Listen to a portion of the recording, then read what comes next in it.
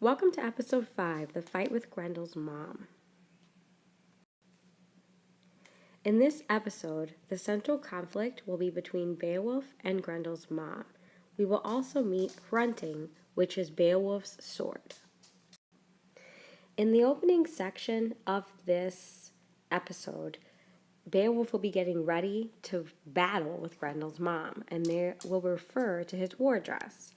This refers to his chainmail, which you see pictured here, which is worn underneath armor. So in this picture, you can see the chainmail kind of sticking out, and then the armor goes on top. So he's going to be getting ready, and this is what they're referring to. And that's where we start off. So the episode begins with Beowulf getting ready for war. He's going to don his war gear, which is what a remarkable man does. So he puts on his war gear, and he's indifferent to death. His mighty, hand-forged, fine-webbed mail would soon meet with a menace underwater. So he's got this beautiful mail, and remember the mail is what we saw, that chain link mail. And so we get this description of that is mighty, hand-forged, which means it was handmade, fine-webbed, those are all those circles, are his mail. Would soon meet with the menace underwater, and then we get this name for Grendel's mom. So even in this first section, because it's such a beautiful poem, we have a lot of things. The first thing we can track here is the trait of a remarkable man who's ready for battle. The other things that we can track is the imagery for the armor, which we underlined here. It's mighty, hand-forged, and fine-webbed. And then the name for Grendel's mom is the menace underwater. So that's what his armor is going to mean, because he's soon going to battle with Grendel's mom. All right, so let's continue here. It would keep the bone cage of his body safe. So we get this pronoun, and we've got to figure out, well, what's the antecedent? What is it referring back to? If we look back, it's not the menace underwater, because that would not keep his bone cage or his skull safe, but his armor would. So in this case, the it is his armor. So the armor would keep his bone cage safe during this battle. All right, now we're going to go into this description of his armor, because that's super important for the Anglo-Saxons. So we get, no enemy's class could crush him in it. So I'm going to track this. So it's pretty powerful. No vicious arm lock choke his life out. So no arm lock could kill him. Hopefully we notice this repetition with no. We're going to double underline it. So that's how we're seeing all the benefits by what could not happen while he's wearing it. No one can crush him. No arm lock could choke him. To guard his head, he had a glittering helmet. So that's something else that he's wearing. His helmet is glittering. That was due to be muddied on the mere bottom and blurred in the upswirl. So once he jumps in, it's going to get messed up. It was beaten gold, so the helmet has beautiful gold in it. Princely headgear, so he looks like a prince. Hooped and hasped. Those are like the decorations, those beautiful decorations on the helmet. By a weaponsmith who had worked wonders in days gone by and adorned it with boar shapes. So it's got boar, which are animal, these shapes on it. Since then, it had resisted every sword. So it also had resisted every sword. So here is the description of his helmet. All right, so the imagery of the helmet, which is what we tracked here, is that it's beautiful and it's powerful. As the poem continues, we're going to stay with something that he has, but it's going to move from the helmet onto something different. So the poem continues, and another item lent by Unferth at that moment of need was of no small importance. So we've got that repetition of no again here. The Brehon handed him a hilted weapon, a rare and ancient sword named Hrunting. So here we meet his sword. So it's rare and ancient. So here's his sword. So here's the description of the sword. It's iron. The iron blade, with its ill-boding patterns, had been tempered in blood. And remember, tempered means to be covered in blood. So it's seen many battles. It never failed the hand of anyone who hefted it in battle, anyone who had fought and faced the worst in the gap of danger. So anyone who was fighting in battle and saw danger, saw death, it never failed them, so they did not die. This was not the first time it had been called on to perform heroic feats. So again, it's helped to perform heroic feats. So just like the helmet, we're going to track this imagery of the sword. So I have to go back and see how I can paraphrase what patterns I'm noticing about this sword.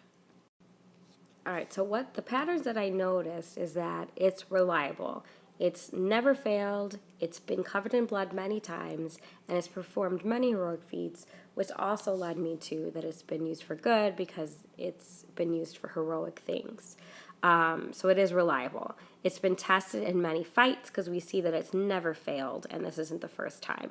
And it's good for good because of heroic feats.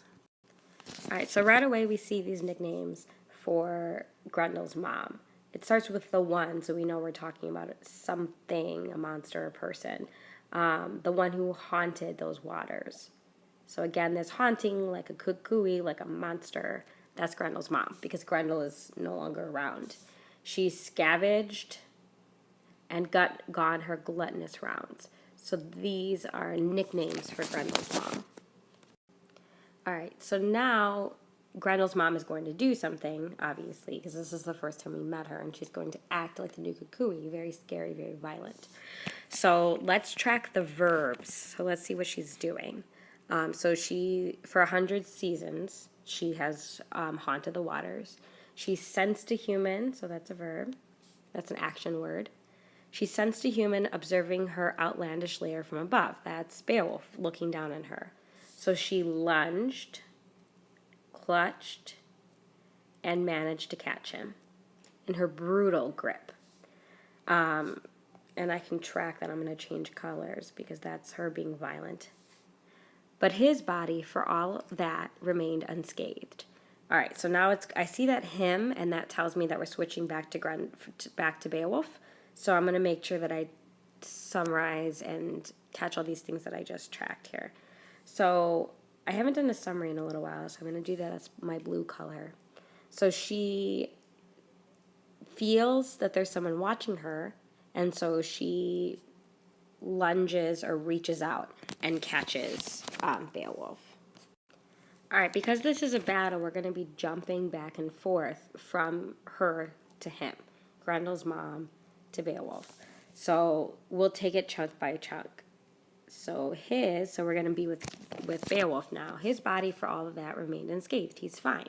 The mesh of the chainmail saved him on the outside. So this is something I can summarize here. So he's okay because we saw all of that before of him getting ready and putting on his chainmail and putting on his armor. So that chainmail, that picture that we saw before, saves him from Grendel's mom. And then we're going to see this here. We can track her violence. So we're going to jump back to her.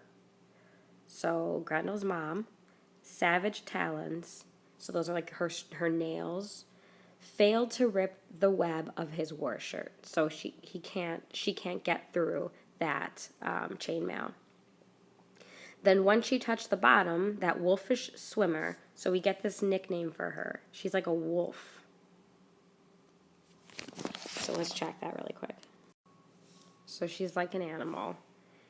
Then when she touched the bottom, that wolfish swimmer carried the ring-mailed prince to her court. So notice the difference.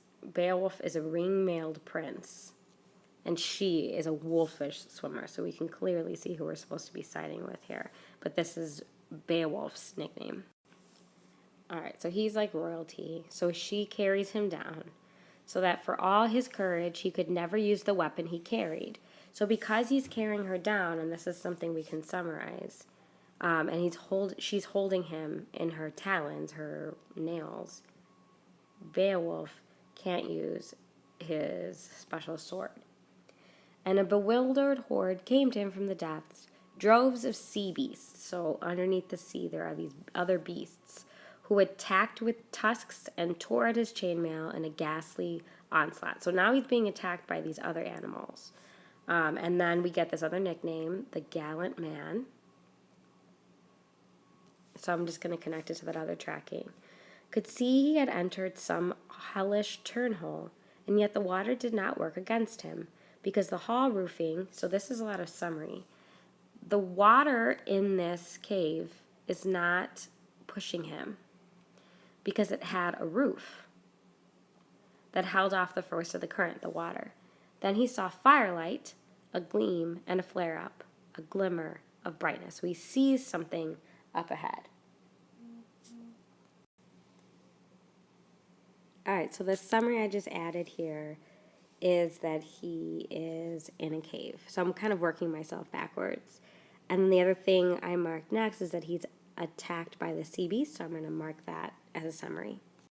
All right, so as we continue, the next stanza says, the hero observed that swamp thing from hell. So we've got these two nicknames that are very, very different. Beowulf is the hero, and Grendel's mom is Swamp Thing from hell. So we've got some Christian ideology again. So she's from hell, she's bad. And so we see that. Whereas sea beasts, these animals, was pagan. So we go from these monsters that are not in the Bible to hell, which is in the Bible. So we're jumping back and forth again. But because we don't have a ton of space for everything, I'm just going to track their nicknames here. All right, so I marked both of those. So it even continues here with calling Grendel's mom a tarn hag. She's so ugly. She's an ugly person, a monster. In all her terrible strength, so this is her description, then heaved his war sword and swung his arm. The decorated blade came down ringing and singing on her head. So Beowulf has put his arm over his head and used his sword finally because he can. So we've got these verbs for him that I'm going to track. He heaved, he swung, and then the blade came down ringing on her head. But he soon found his battle torch extinguished. The shining blade refused to bite, so it does not scratch her. The shining blade, so his sword, doesn't hurt her. It spared her and failed the man in his need. It had gone through many hand-to-hand fights, had hewed the armor and helmets of the doomed, but here at last a fabulous power of that heirloom failed. So there's a lot of summary stuff going on. So the first thing that we get is that Beowulf finally gets to attack and hit Grendel's mom with his sword. All right, so he attacks with the sword, but just like it says, failed here, so I wanted to make sure I'm paraphrasing it, putting it in my own words. Runting cannot hurt Grendel's mom. So notice what I've done here is not only paraphrase in my own words, but I made sure I didn't start or only use a pronoun. I have to say, I didn't say it, I said Hrunting, the name of the sword. I didn't say he, I said Beowulf. So you've got to make sure that in your summaries, you're giving me those antecedents and not the pronouns, so that they're clear and then they're in your own words. All right, so now it's going to be your turn, but let's look at the different chunks of this final section. So remember that Hygelac's kinsman is Beowulf. So that's who that is. And then we also get Prince of Wargeat. So this might not be the only ones, but I wanted to clarify just a couple of the references to Beowulf. All right, so here's what you're going to focus on for the final section, the Your Turn annotations. It's going to jump back and forth on this list between summary and tracking because I tried to go in order, but let me walk you through this. So in the very beginning of this section, Beowulf is going to find something in this underwater cave that Grendel's mom lives in. So make sure you're able to tell me what he finds. And then you're going to track the names for Grendel's mom and for Beowulf. So remember, Grendel's mom and Beowulf are the only two real characters. In this section, they're battling. So they're the only two real characters. Just like always, the poet is going to jump back and forth between Christian and pagan ideas because they're in between those two religions. So track that. Make sure you're tracking the battle by tracking those verbs. Those are the action words. So make sure you know what the mom is doing and what Beowulf is doing. The poet is going to claim that somebody saves Beowulf, so make sure you know who he's giving that credit to. Know what Beowulf does to Grendel's mom's body, because he's going to do something to her body, as well as to Grendel's body, which is he finds right at the end of this episode. And then make sure that you know the imagery, track that imagery for Grendel's body, and that's going to help you with the next activity. All right, well, good luck, and let me know if you have any questions.